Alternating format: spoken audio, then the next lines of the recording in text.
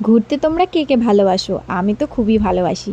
তাই আজকে আমরা একটু অনেক দিন পর ঘুরু যাচ্ছিলাম, আর যাওয়ার পথে ভোলেনাথের দর্শনও হয়ে গেল।